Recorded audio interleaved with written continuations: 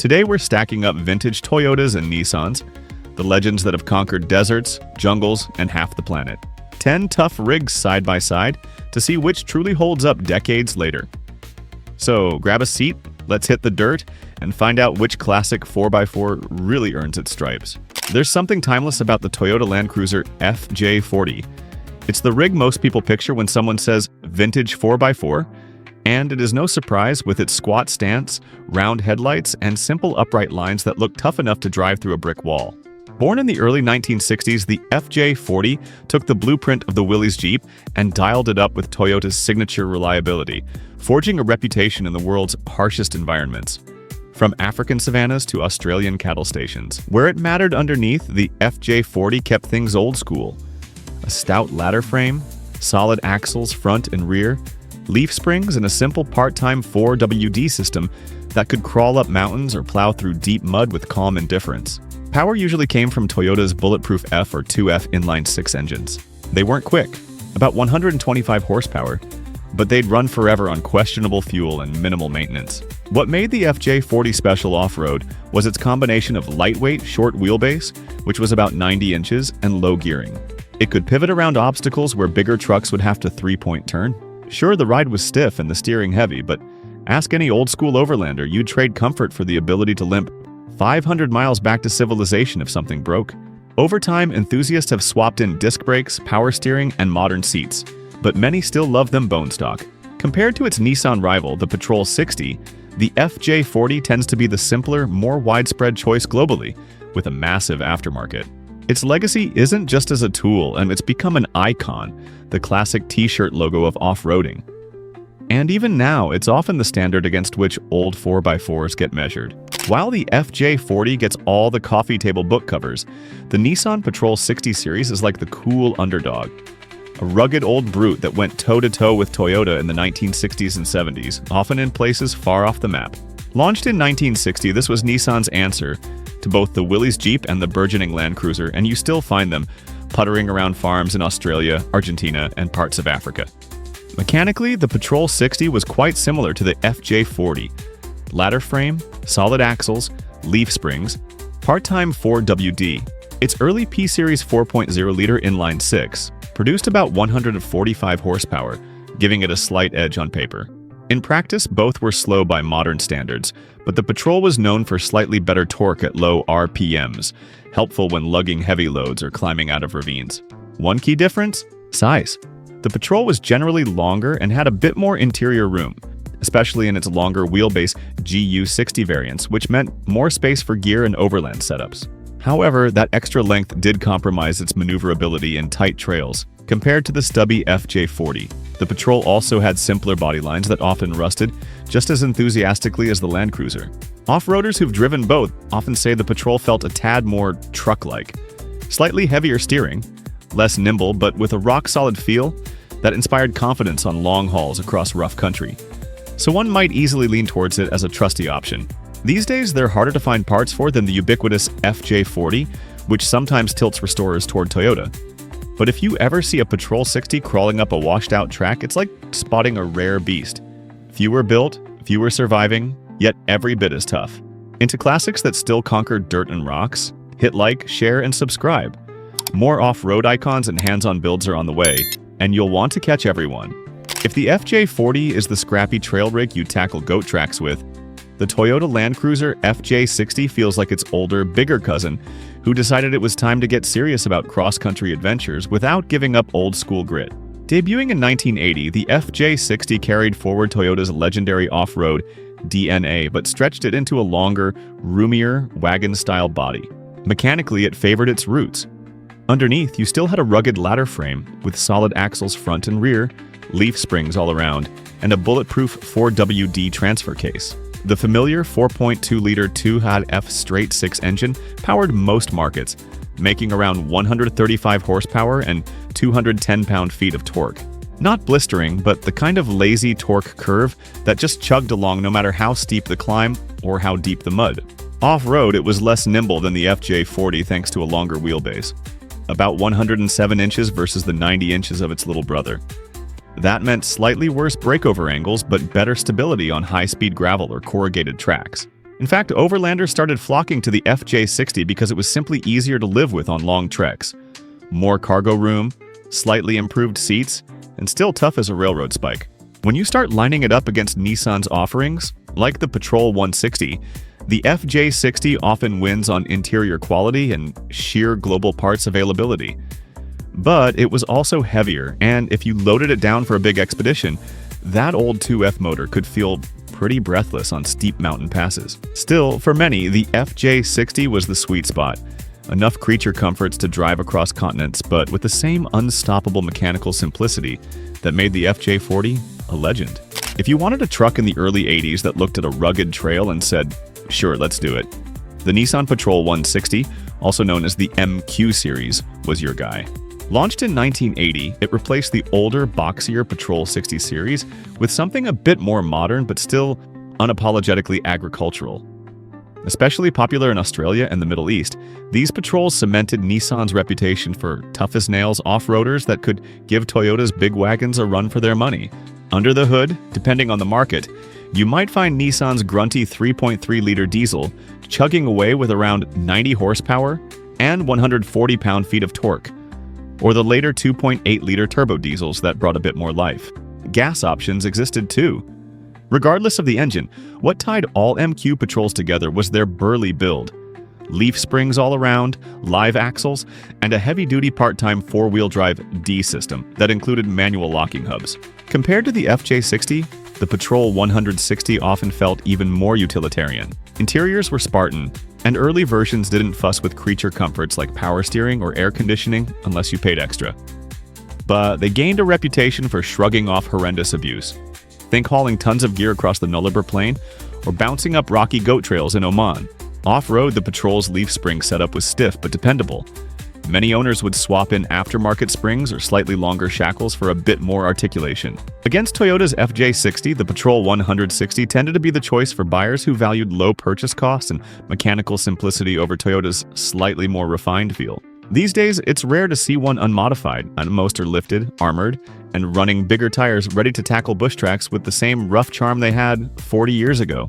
The Toyota Hilux of the 1980s is pretty much the automotive version of a multi-tool. Simple, durable, and weirdly exciting in its ruggedness.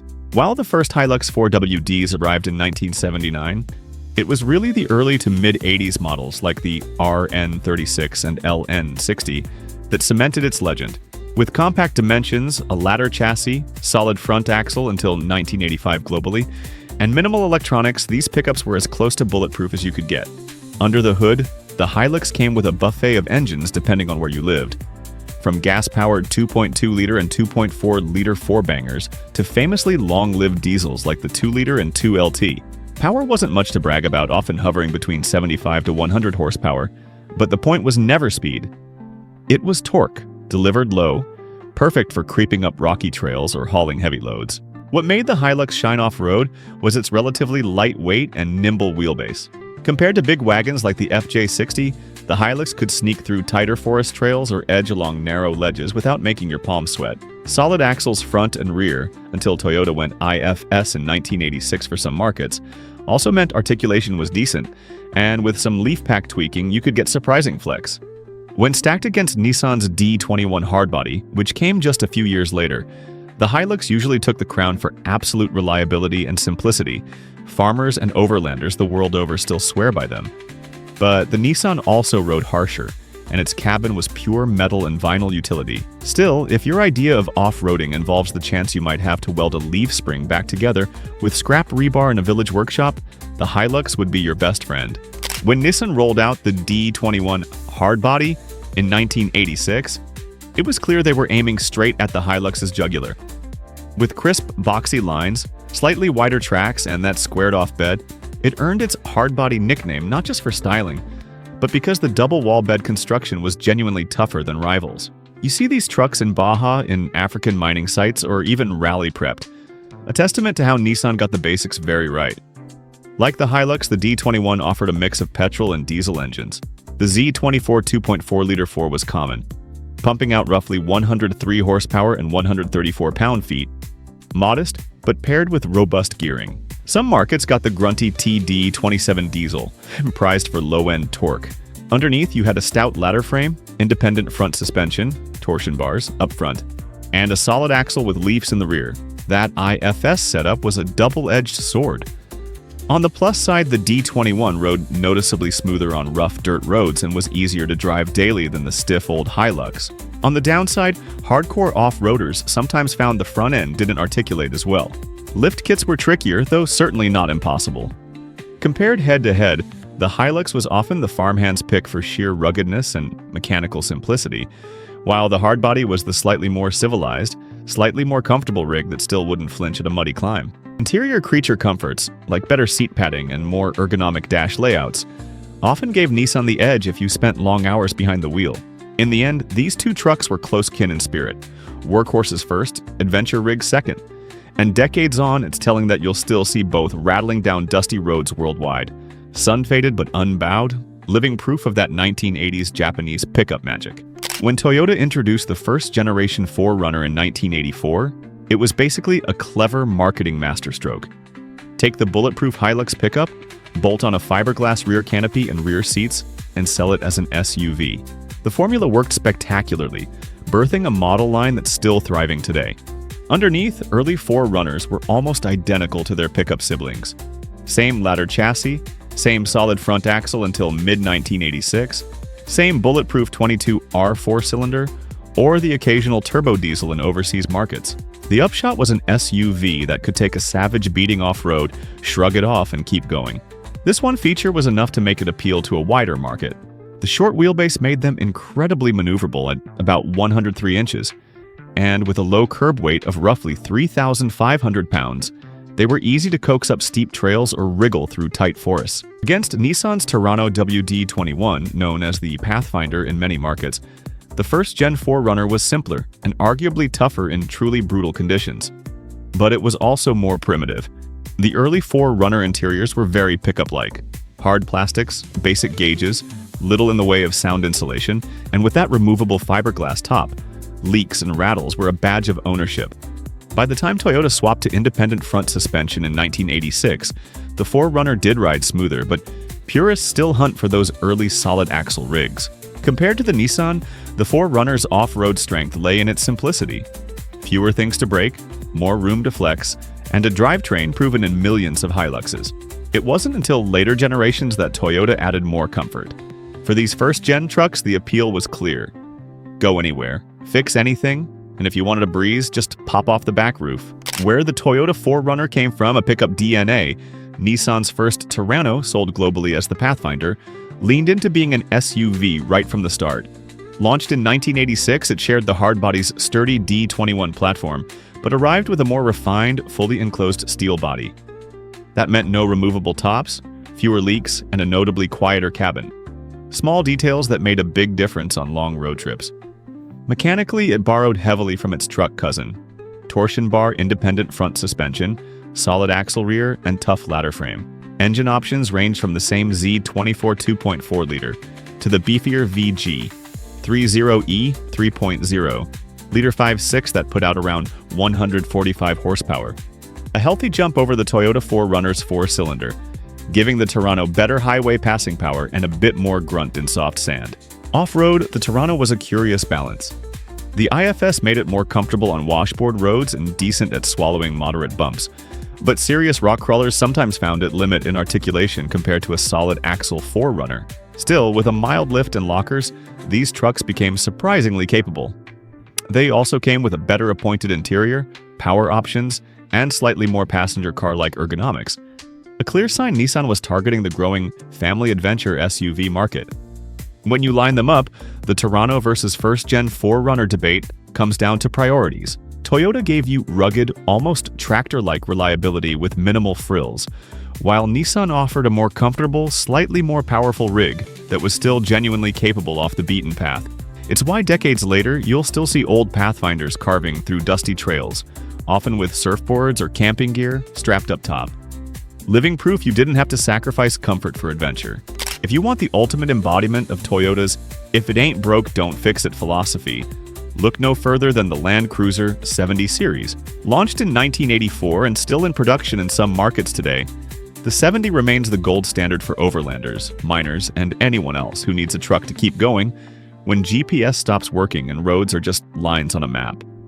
The 70 series picked up where the FJ40 left off, modernizing it slightly but staying true to the formula as much as possible. Ladder frame? Check solid axles front and rear?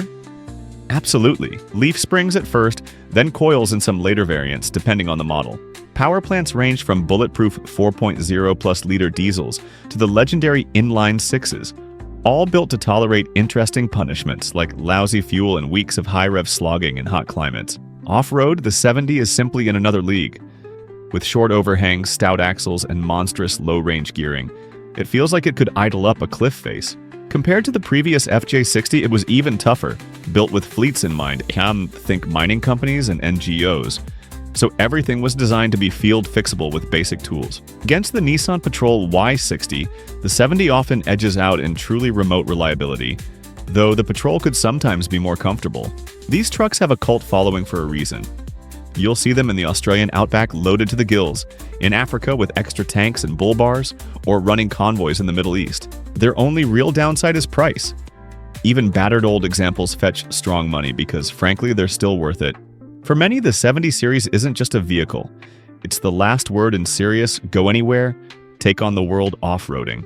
Then there's the Nissan Patrol Y60, or GQ series, the truck that arguably gave Toyota's 70 series its only real rival in the unstoppable stakes. Launched in 1987, it represented a massive leap for Nissan, switching from the leaf-sprung MQ to a full coil-sprung suspension front and rear. The result? Better wheel articulation, a more compliant ride over ruts and rocks, and an off-road performance curve that made even hardcore Toyota fans take notice. Under the skin, the Y60 was a bruiser.